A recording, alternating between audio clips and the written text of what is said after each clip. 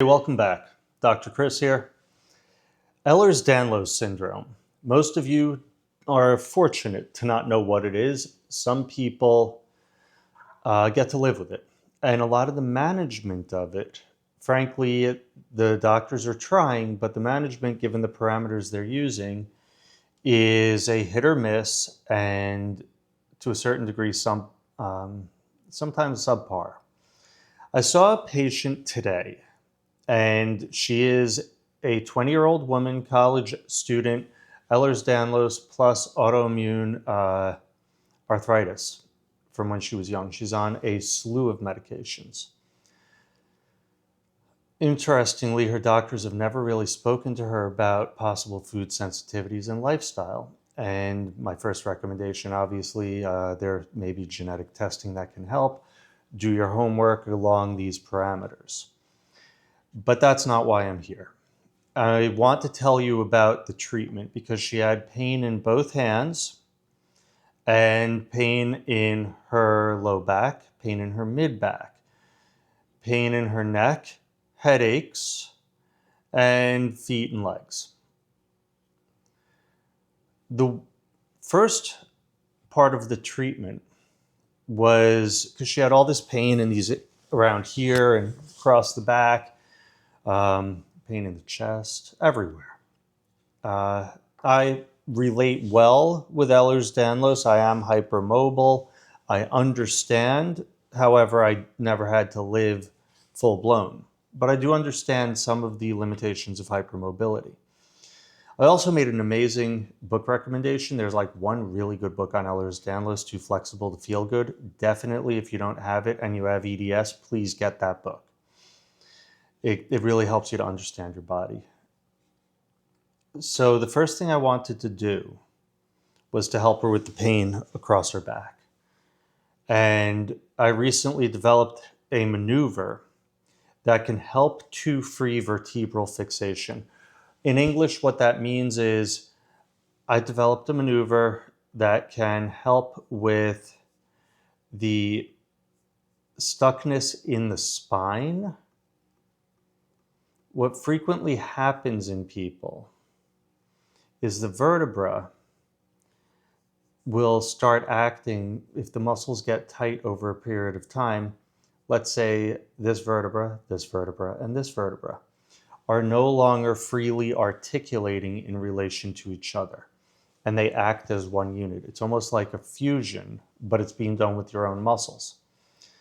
I developed a technique. I've tried it out now on myself as well as probably 15 or 20 people, and they absolutely love it. I've never seen anything like it before either. It's helping a person to learn how to quickly, safely, and sustainably relieve that vertebral fixation, and that takes pressure off the nerves and opens up that whole area. It's also a counterbalance technique for the muscles, so it allows a relaxation of those tight muscles. I ran her through that. She was instantly relieved, and also the survival state diminished. And that was great. It was a good warm-up. And then I said, okay, what bothers you the most? Because I really want to know what I'm working with. And she said, well, I have this pain in my hands. Now, the pain in the hands is a fantastically interesting problem because it tends to come from the scalene muscles. If it's both hands and the same areas of both hands, that's indicating that it's coming from tight muscles in the neck. Anyone that starts going way too hard into studying the hands, unless you took a fall down a flight of stairs, and God bless, I hope you didn't, it's usually going to be the neck. So we went through a couple of maneuvers. Again, her doing it. Now, she has an athletic background, so she has an incredibly good sense of body awareness. And she was very capable of helping her own muscles to release. So we took her through that, and her hands felt 80 to 90% better. This is literally within less than a minute. We moved on because at this point, I'm starting to run out of things to do. She's doing so much better. There's a lot to do. I'm kind of kidding.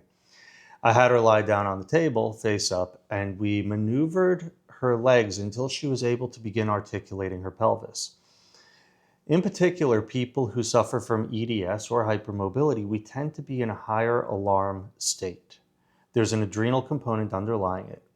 So being able to relax into the root, to relax into the pelvis, to have that sense of physical security is a little bit of a challenge. And it took a little while, but we got the pelvis to begin articulating, and that released the tension on the low back. We then engaged, again, she did all of this traction on her back by shifting the pelvis. So now we opened the back and we did the articulation again, and now we're articulating the lumbar vertebra.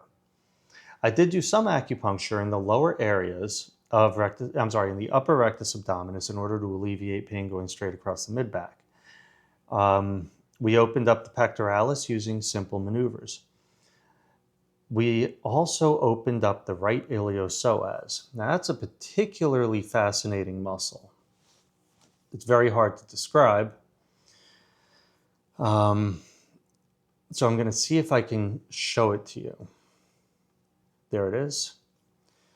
So there's the psoas major and the iliacus. That's what composes the iliopsoas. Again, I had her get up and do a simple exercise. You see how that lifts the leg? And she was able, because that was really constraining her right hip in movement, after doing one maneuver, one exercise, and every single exercise is beautiful because this is high-level somatic release of trauma. Every single exercise in less than 30 seconds elicits sweating because trauma is released from the body. The fascia is deconstraining. And I had her maneuver her psoas. You see how it runs all the way from the upper femur, the upper thigh bone, and connects to the front part of the spine. It runs through everything. It is insanely powerful, and a lot of us have it locked. So being able to free that up, again, brought her into deeper relaxation. We did a relatively light neck strengthening exercise because most people in general, particularly EDS and hypermobile, we really have to work on strengthening our structural muscles because our muscles have to hold our bodies together while the ligaments are being a little too loose. We have to balance it so we are more safe in space. And all of my exercises are resetting and reconditioning proprioception. To the best of my knowledge, none of this is done at this pace, and very little of it is even done in physical therapy or stretching. Don't do stretching. I'll make videos on that if you want. Please don't do stretching. What that does is it imbalances, and it's in the book, Too Flexible to Feel Good. It will overextend the ligaments because the stop points aren't well calibrated. It makes you worse. The work that I do does loosen the muscles. So the SCM muscle, this is enormous, especially people with EDS. What we're going to be dealing with is it causes the headaches that are in the back of the head, causes sinus headaches, causes migraines. With EDS, it's 9 times out of 10, if not 99 out of 100, that this is the underlying cause. There's more to it than that, but that's always involved. So we did a strengthening on that. Again, that put her deeper into relaxation. This is the new methods I'm using. I've been having amazing results. I have not had the opportunity to try it out on EDS people yet. I am absolutely blown away. The patient was as well. We did an audio recording after the session. I will be posting segments of it.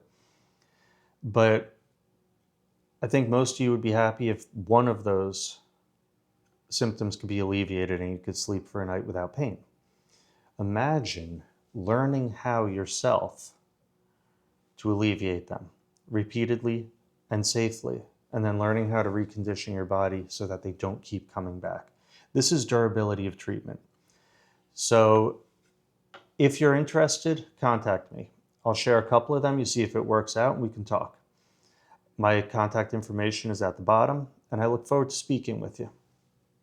Dr. Chris, Accelerated Healing Specialist. Have a great day.